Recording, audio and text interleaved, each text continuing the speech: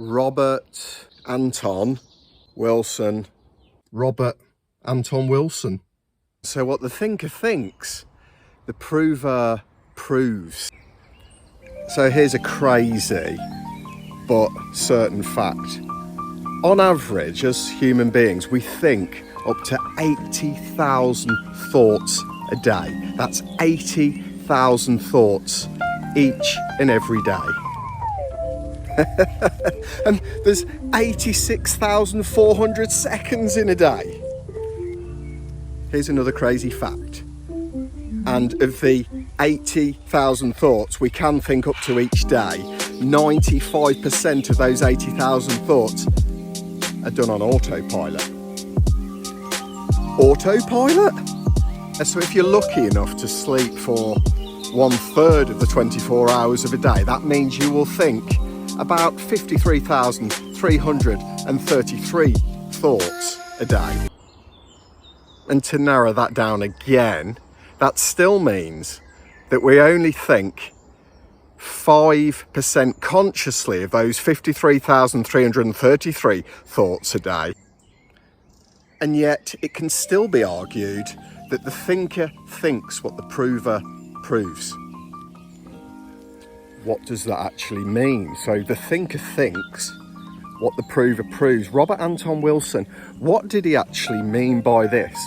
Well, he makes some very strong arguments about our human tendencies, about the fact that our outer world is largely created by our inner thoughts. Don't think that he meant that, you can just wash all of the crap and negativity out of your life. No, I don't think he meant that. But interestingly enough, he touches on some very interesting psychological concepts that we can incorporate into our whole life now.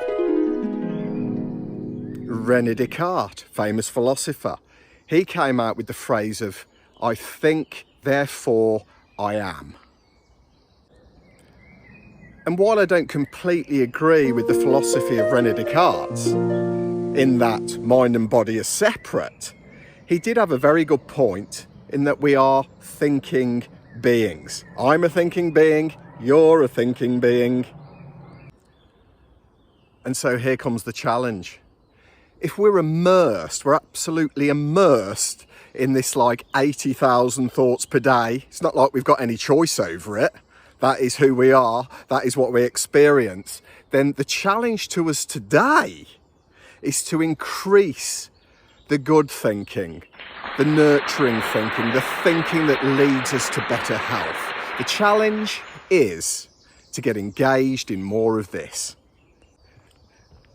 And the easiest way, they say, to hip hip hooray is, of course, to get engulfed in appreciation and gratitude frequently.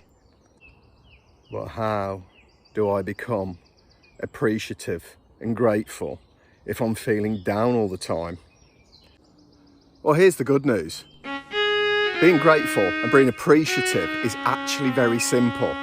It's just that sometimes we can get out of the habit of doing it frequently, of being it frequently. Simply breathe. Look for the beauty all around, and believe you me, beauty is all around. Be alone. Enjoy moments of your very own company without anybody else present, and get in tune with your better self. And count each and every blessing one by one.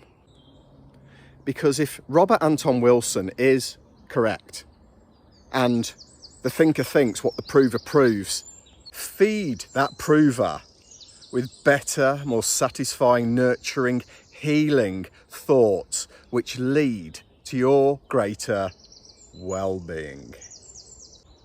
It's a beautiful day today.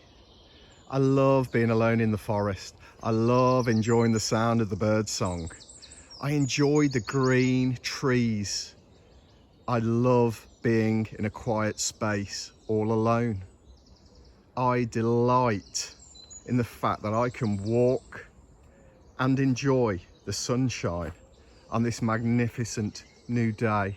I love the fact that even though I've got problems, I have the resources to deal with them.